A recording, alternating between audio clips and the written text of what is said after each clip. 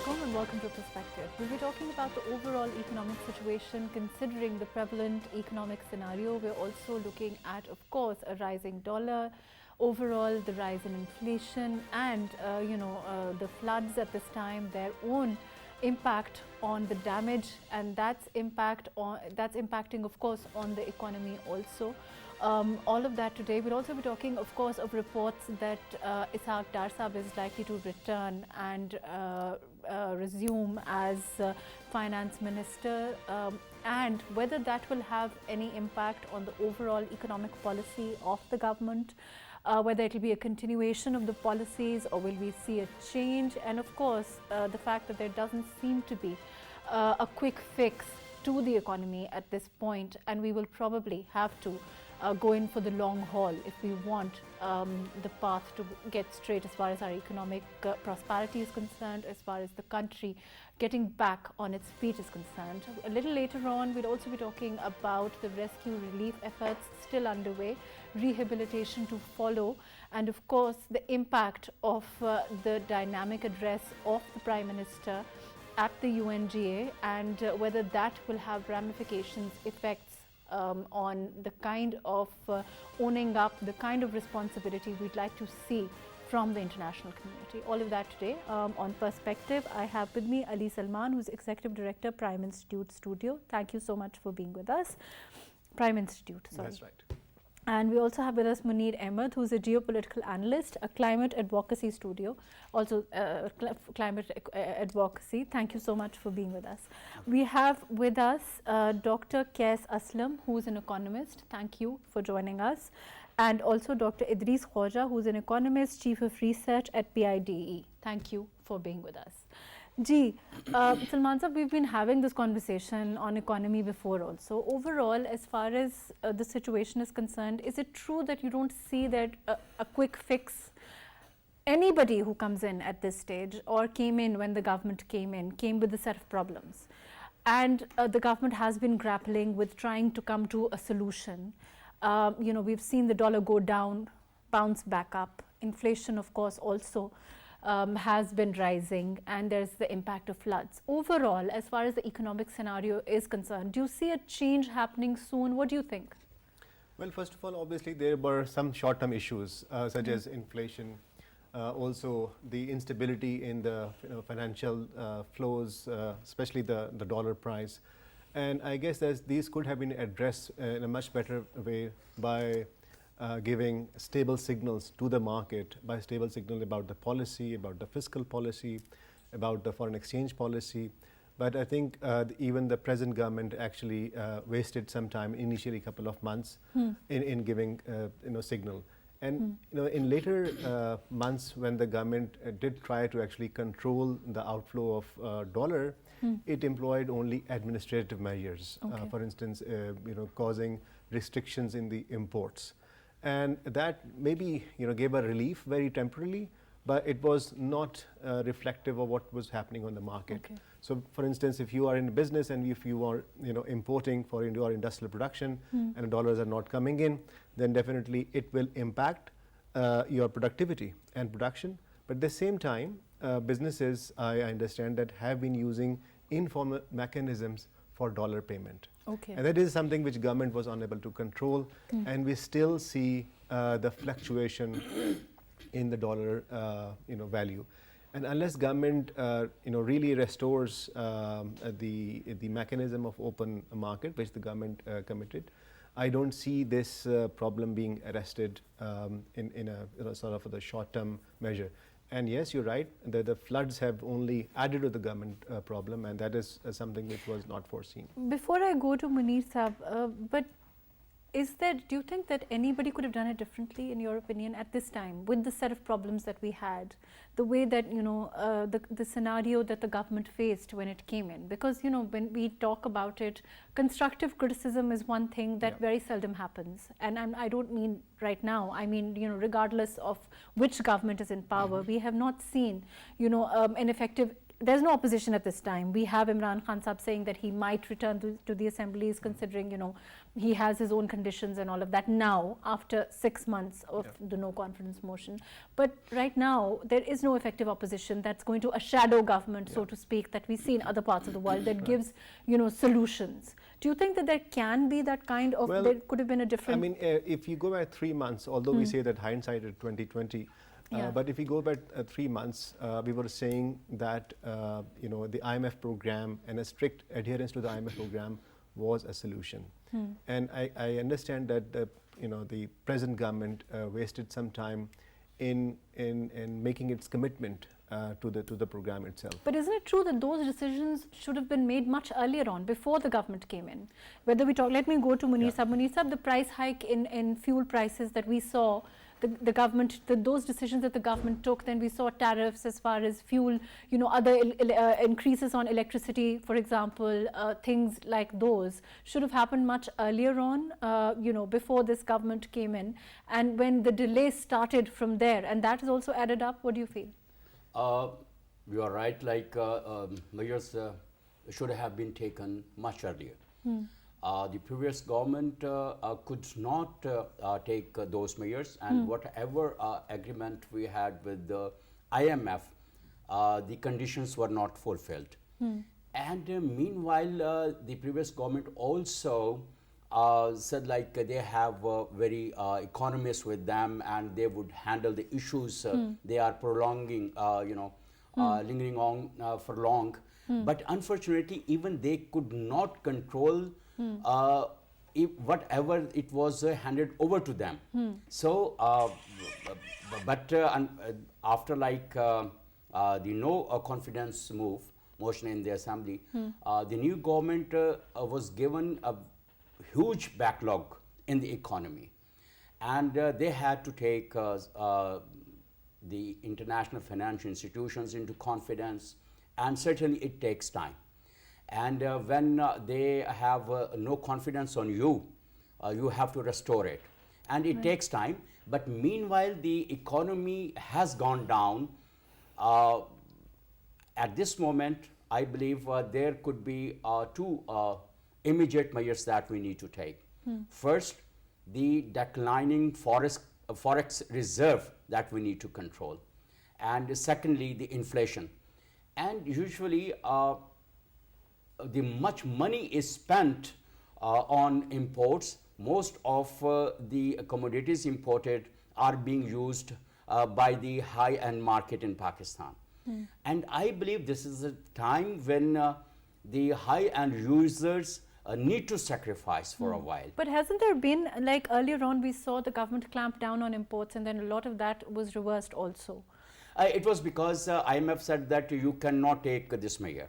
And perhaps we all have seen the president of the forex agents, associations and companies.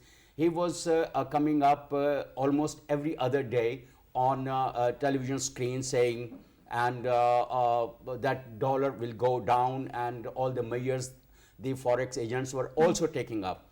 But unfortunately, we couldn't see him again for many weeks now. And after IMF asked Pakistan government to you know, put off ban on the imports, perhaps we need to put ban on imports for a certain time, so that we could reduce burden on dollar. You think that that was a bit, I mean, that measure? That could be one measure for the short term. Which it cannot be a long term. It can't be a sustainable thing to do, right? Yeah. Let me come back to you, But Dr. at the Idris. moment, yes. I will come back to you. Dr. Idris, can you hear me? Yes, I can hear you. Gee, Dr. Idris, do you agree, you know, as far as this being a factor when we look at, you know, governments making decisions on economy, certainly, you know, politics is a factor, and, you know, appeal to larger, their vote bank, all of those things, popular politics, whether we call them or whatever, you know, that those are factors, and those we saw factoring in the last government's decision making, or when we saw delays. And then when the new government came in, they were forced to take these measures. As far as the import measure is concerned, as I see it, according to Munir Saab and Ali Salman Saab, the discussion that we've been having, there are two-pronged challenges. One, the declining reserves, and two, inflation.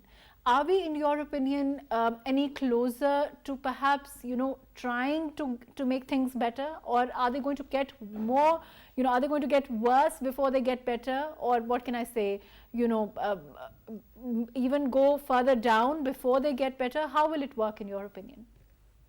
Actually, I don't think that the situation would get better, and we are not close to making the situation better, because there are two, three things. One is the international oil prices, which are now going down. Inflation is there, the exchange rate depreciation is there, and then there have been floods. So these are the things that were common to any government.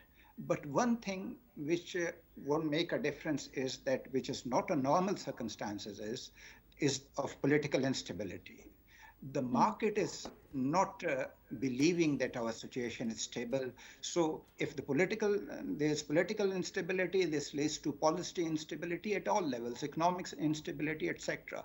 So the market does not believe that our situation is stable, and this is one of the major reasons for depreciation of exchange rate, and this could be a reason for hoarding itself as well. So you're saying that as far as the overall political situation is concerned, of course it's going to have an impact on the economic situation, and when we see these rallies, the political jalsas happening every day, a new message of a call calling people to come out and protest, whether that's a right or not, it is going to have an impact on our economic situation, and that is what's happening. Yeah, and let us think of something out of the box.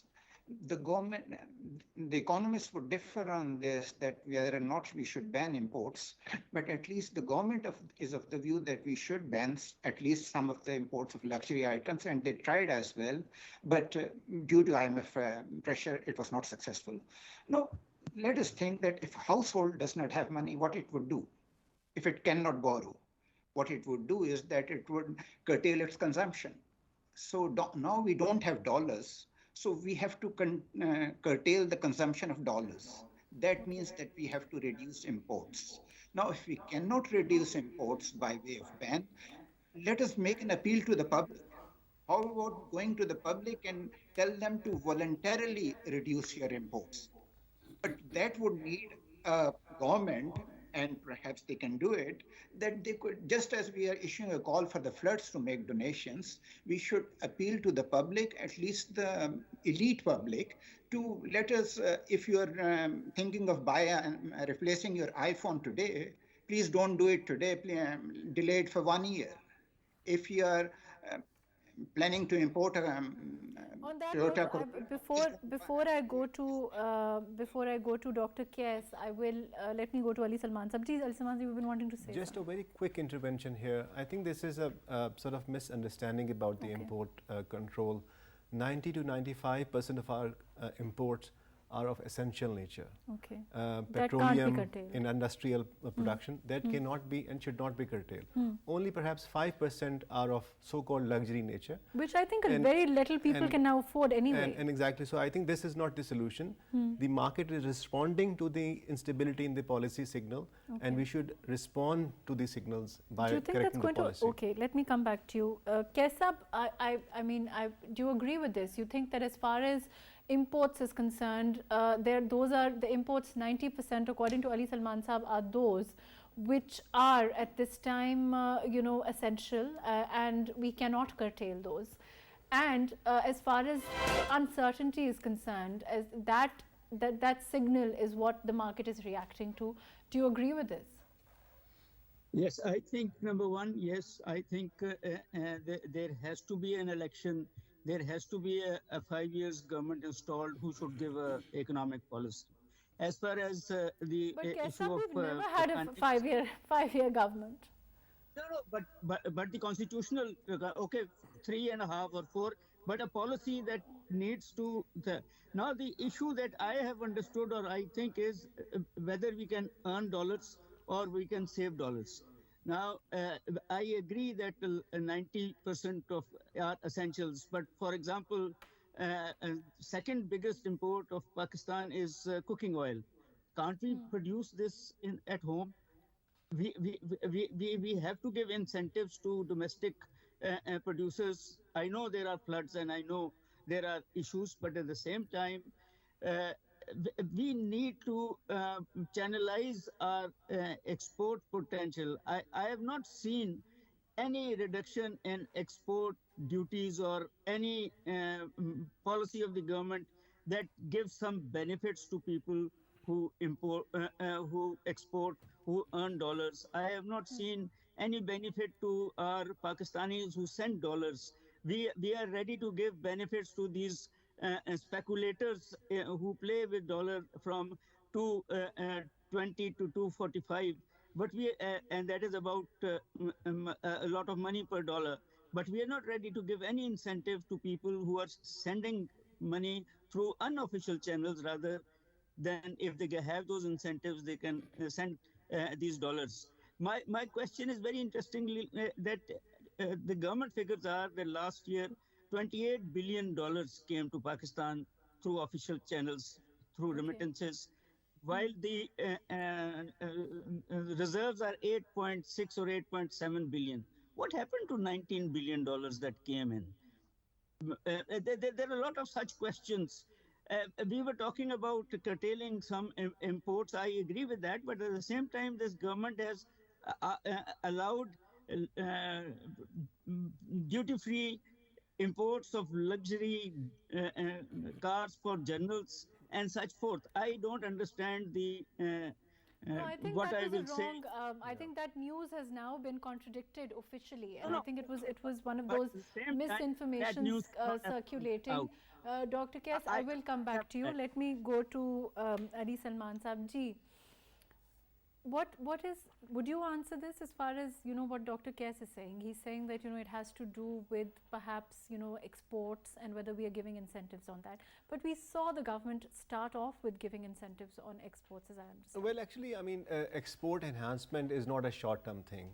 When you start producing, the value according to the international demand, according to the international value, it takes time for a country's own productive structure to be able to export. Okay.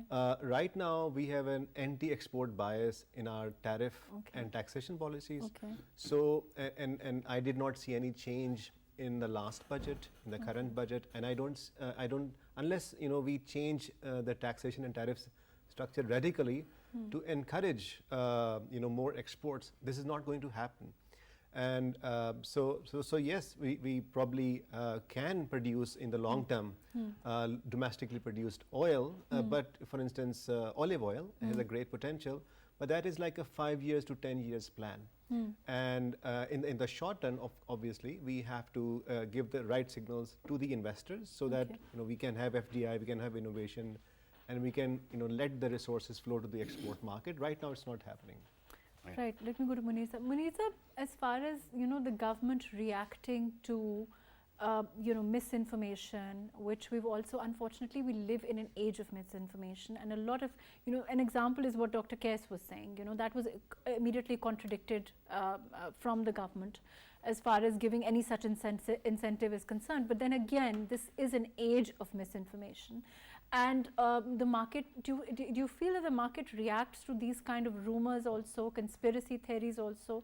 When we talk about, of course, on the one hand, there is the question of there being stability, political stability, which then impacts economic stability, and also this information. So all of these factors are also playing a role since the beginning that this government took over. You are right. Such kind of, you said like misinformation, I call it like disinformation.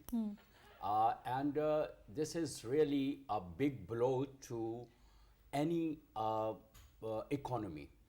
And our political leaders, they are playing their role in damaging economy when they are not in the position or in the government. And like when you say, next week there will be a call of protest and all Pakistan will be closed down. How market would react to it? One, when you like say some sort of thing again on the international relations, and how the market would react. Certainly, disinformation is the main tool to damage Pakistan's own economy, and not other people, but our own leaders are doing it. And again, such kind of rumors about dollars and the market prices, and for example, you create certain rumors about the product prices for in Pakistan, and the people will start opening LCs to import certain things, and they will stock it in their godams, and afterwards, they would sell it That's on the why higher when we prices. talk about an economic charter, or we Yeah. talk about the fact that there should be consistent economic policy regardless of any government change. Like, I think what Dr. Kaif said, he said that a 5-year term, whether it's a 3-year term, 5-year term, whatever the constitution says, whatever the law says, the point is, whenever there is a government change, there doesn't necessarily have to be a major change in economic policy. Of course, should not. Those countries who had long-term policies and consistent and integrated economic policies, they had a much better growth rate than us. And those who got independence after us, and they are more rich, and their people are, because the consistency of the economic reforms and economic policies they adopted.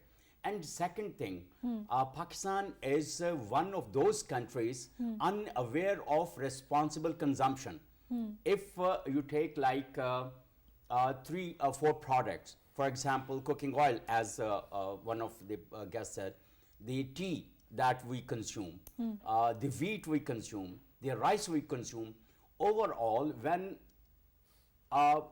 ever you go to certain restaurant or in our weddings or to such kind of events, we see how much food we waste.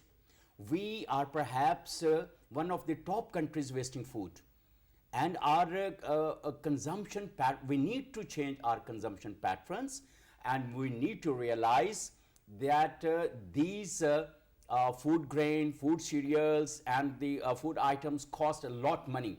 On the other hand, as I earlier mentioned, that we need to put some ban on the luxury items. As Ali Salman said, it is about 5%. I believe it is much more than that. But isn't there already a ban? Correct me if I'm wrong. But the ban was lifted, but The ban is lifted from those luxury items.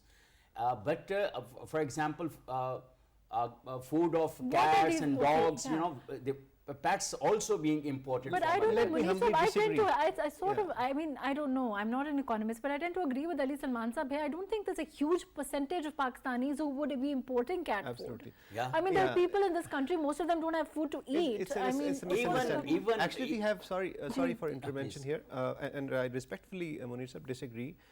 Look, in terms of per capita, our consumption of, let's say, livestock or wheat or sugar is below world average. So whenever we say consumption, we have to look at the per capita, and we have to look the world average. So it is still below. And actually, we have foods insecurity, we have food shortages. We are going to, for instance, now we're talking about import of wheat. yeah. So I don't think so. It's a problem of. I think cotton crop also has cotton been crop. hugely We have to impacted. also now import the Import, cotton. we have to be- So actually we should talk about open and free trade here, so that the prices can be stabilized in the long run. Let me go to Dr. Idris. Dr. Idris, do you agree? You think that a free and open market perhaps is the way to move forward? Of course, by and large, it's about consistent economic policies, and it's about, I keep on saying this, I think that there needs to be a culture of constructive criticism in this country, of having, shadow budgets, of having speeches in parliament, of criticizing governments in parliament, rather than these calls of protests outside the parliament, and that then have a direct impact on the market. Open and free trade, as Salman Sahib has suggested, and this is what the economic principles tells us. This encourages competition, this increases competitiveness and reduces the cost of production here as well, and improves the quality, domestic quality as well. But the question is that these are not normal times, these are crisis times. The State Bank is not opening LCs. Even those who have booked their orders, State Bank is not giving them dollars, or they cannot have dollars from the market to pay for their goods. So these are not normal times. You don't have cash in your pocket. You don't have dollars in your pocket. You don't have to go by the book that let it be open trade. If it's open trade, you are bankrupt. You cannot pay. So you have to do something out of the box. And out of the box is that please make an appeal to the public that reduce your imports. We cannot ban iPhone, but we can voluntarily decide not to buy iPhone for 1 year just. And that would solve the problem. Let me go to Dr. Idris Khwaja. Ji, Dr. Idris, your comments, of course, now it's official, it's confirmed that Ishaq Dar Sahab will be coming as the next Finance Minister. Miftah Ismail has resigned, and we will be seeing, of course, as far as the economic policies are concerned, as far as the overall economic, the way step forward, of course, will now be led by Dar Sahab. Please continue, Dr. Kais, can you hear me? Ji, your thoughts? Unfortunately, we have to move on now. Ji. You asked me this question, or you asked Dr. Idris? Look, I don't know. I had great respect for Mr. Ismail as an economist. Mr. Dar is a financial expert, and maybe he can handle the issues of our balance of payments more effectively. But when it comes back to economy, you need economists to make sure. The point is that Ishaq Dar will have very little time to enforce whatever he wants to. Number two, the budget has already been passed. So all he can do is manage the economy as it is, rather than do something drastic or fundamentally different than what has been done up till now. Right. Thank you so much for being with us, Dr. Idris. Thank you for joining us. Dr. Kais Aslam, thank you for your valuable input.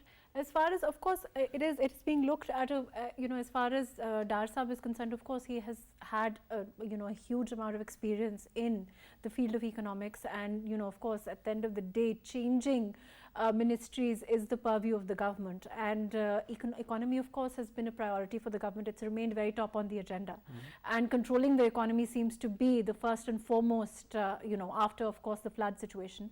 I also want to move on and talk about the impact the floods have had, the impact that we are, of course, we are still very much in the rescue and relief phase.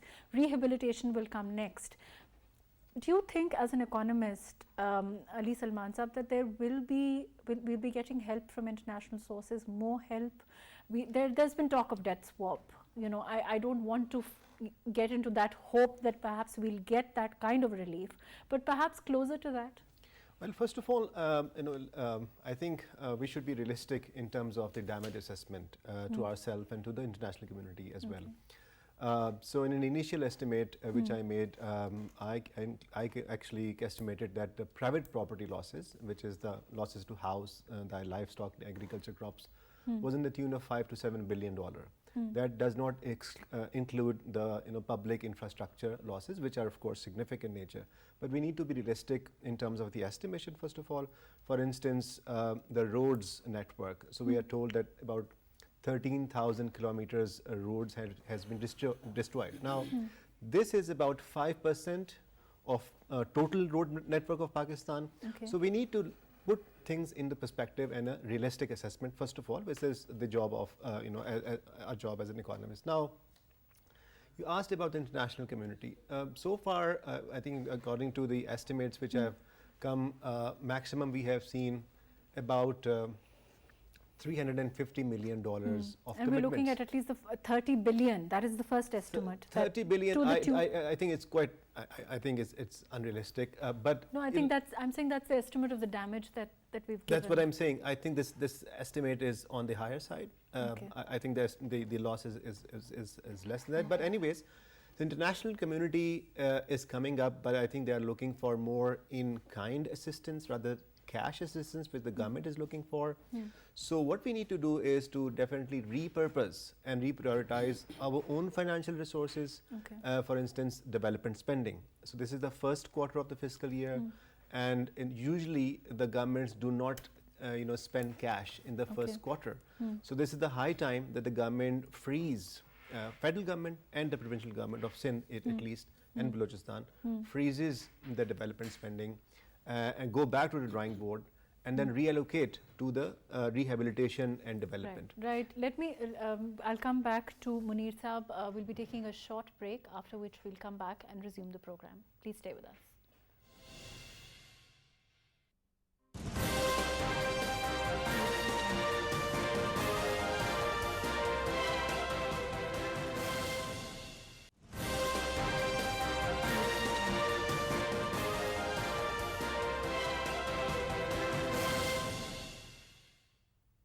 Welcome back. We'll be talking about the new development that's been confirmed as far as Dar Saab now going to assume office of the next finance minister. I'm going to go to Dr. Niaz Murtaza, who's a political analyst. Niaz Saab, how do you see this new news? As far as of course, Dar Saab is known as somebody who has been known to stabilize markets. He's he's very experienced. In the field of economics, he's had experience. So how do you see this? How do you think the market is going to react to this news? Well, I guess from the news that was coming for the last 2-3 days, it's not surprising. But I would say I think it's an unfortunate step, because Dr. Miftah Ismail had taken a lot of, very prudent steps at a time when Pakistan was facing the fear of default. He came in, he showed leadership, he took the right steps, and he was able to get the IMF program back on track. So in that sense, I think it's a bit unfortunate how he got treated by his party. But because we don't know if that's going to, the policies overall are going to change. I mean, of course, it's the PMLN at the helm of affairs very much. We've seen Nawaz Sharif Saab chair the meeting, and of course Shehbaz Sharif Saab, the Prime Minister himself. As far as the overall decisions are concerned, it's unlikely that that's going to change as far as the overall economic policy is concerned. Well, that remains to be seen, but Mr. Ishaq Dar does have a certain reputation in neutral circles, not PTI circles, even in neutral circles. He's seen to be, the architect of the 2018 crisis that we had. Yes, let me come back to you. I'm just going to come back to you. Let me go to Ali Salman Saab. Ali Salman Saab, overall, as far as this news is concerned, like I said, in terms of an overall economic policy is concerned, of course, putting the IMF program on track was something that the PMLN committed to doing from the point one, when they came into the government, and that seems to be the agenda. It always has been, and that's unlikely to change at all. As far as decisions overall are concerned, though, they're going to be targeted in that quarter. And as far as controlling the rise of dollar is concerned, Dar Saab, as I understand, is known as somebody who's a go-getter in that department, right? Well, I think last time when he was finance minister, he oversaw an episode of transformation from a low growth to high growth, certainly. And we also saw, for instance, at that time, significant investment was coming in through CPEC and other sources. Right. So certainly Pakistan enjoyed a high level of growth. I recognize that there were problems in the current account, balance towards the end, but that is also assuming the country would continue to grow in that direction, which of course then was stopped. Again, continuation. So I think the continuation is important, and getting the business confidence back is important. And would it be wrong to say that Dar Saab enjoys a certain confidence, a certain clout in the business community, Munir Saab? Yes, I think.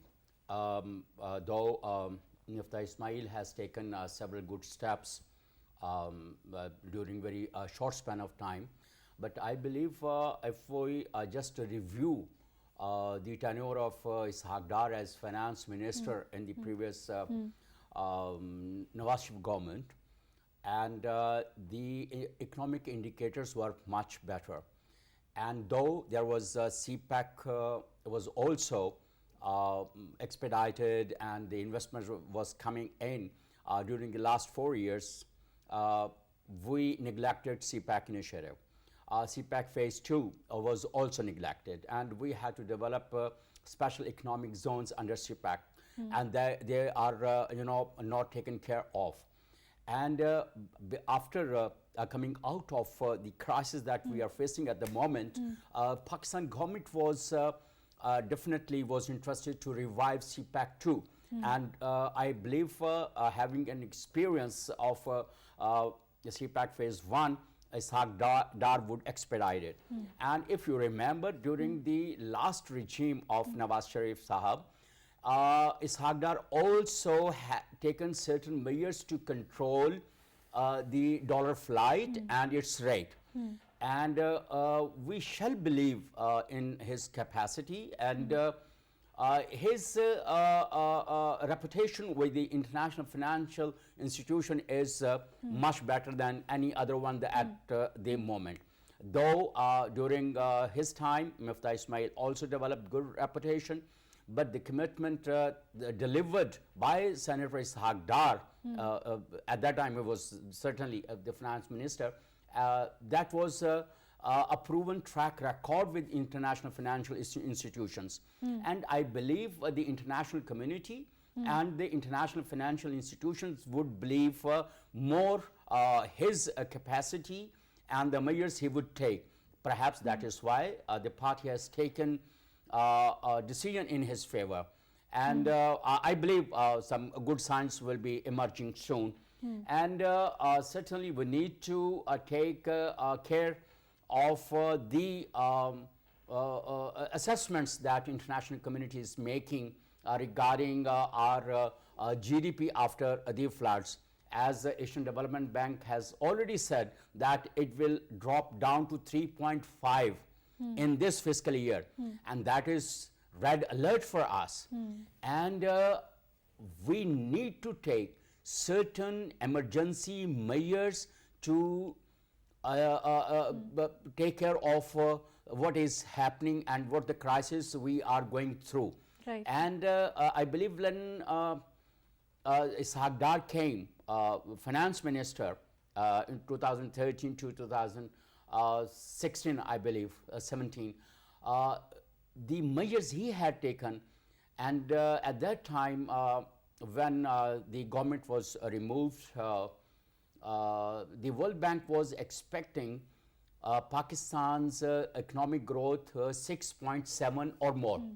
And I believe Ishaq Dar would be having only a few months. As far as time is concerned, certainly. Let me come back to you, Niyasab. As far as overall, as far as overall continuation of our economic policies is concerned, that is something that we've been talking, and I think you've also been talking about it here for a while, as far as, whether regardless of which government is at play, and, as far as the trend should move towards that kind of continuation, don't you think? I mean, we talk about it when it was the other government, it was, it happens when this government comes in, it's across the board. And once, in my opinion, and I would like to know yours, if we don't have that kind of continuation, we'll never be able to put the economy back on track. Well, if they wanted continuation, they wouldn't have changed the person. I think they're looking for some change. That's why they brought Mr. Ishaq Dar. Maybe they are looking for, his ability to give more relief. They might be looking at his ability to bring down the dollar and so on, have better repo with the markets in Pakistan, with the financial institutions abroad. So it remains to be seen. I mean, the big criticism of him was that, he kept the dollar fixed. So that made the export growth zero and then led to a current account crisis. So I don't think he has that space. So in a way, he may be forced to continue the policies of Mr. Mufti Ismail. And if he's able to do that. What will happen, in your opinion? I mean, we're looking at, as far as this government is concerned, whatever time this government continues for, the next elections will happen. Whatever government comes in, do you feel that, in your opinion, as a question, as a larger picture, in your opinion, in your experience, do you think we need an economic charter? You think we need the next government also to continue these policies? Because the kind of change that we keep seeing also has an impact on the market, the uncertainty overall. Well, there is one thing that, after this IMF program was made, we've had this huge flood. And I think it's a bit unrealistic for the IMF and for the government to expect the same kind of austerity. So if Mr. Ishaq Dar, with his experience with financial institutions, can convince IMF to give some leeway, make more funds available so that the government is able to, spend, because people are desperate after the floods. They've lost everything. And we can't have the same austerity. So if he can really show that skill to jig the program so that there is space for some funding, recognizing that elections are also coming up, so it's a bit unrealistic for governments to stick to that austerity and just lose the next election. If he can show those kind of skills, then that would be very good. But there isn't enough space for him to repeat the kind of policies that he had followed in 2016 to Right. 18, where the rupee was kept fixed. Unfortunately, thank you so much, Niyaz Sahab. Thank you for your very valuable input. Unfortunately, that's all the time that we have. Thank you for joining us. Ali Salman Sahab, thank you for being with us. Munir Ahmed Sahab, thank you for joining us. Dr. Idris Khwaja, thank you for being with us. Dr. Qais Aslam, thank you for your time. Overall, of course, there seems to be a need for a continuation of economic policies. We are seeing the news of Dar Sahab now, who's going to be the next finance minister. Overall, of course, as far as the PMLN is concerned, as far as the government is concerned, the Prime Minister Nawaz Sharif Sahab, of course, the main focus remains economy, the main focus remains relief for the people, the main focus remains redressal, rehabilitation that we want to move towards as far as the floods are concerned. And the government, of course, is acting because of those considerations, primary considerations, economy and rehabilitation because of the floods, after rescue and relief will take prominence and has taken prominence from the point go as far as this government is concerned. Thank you so much for joining us today on Perspective.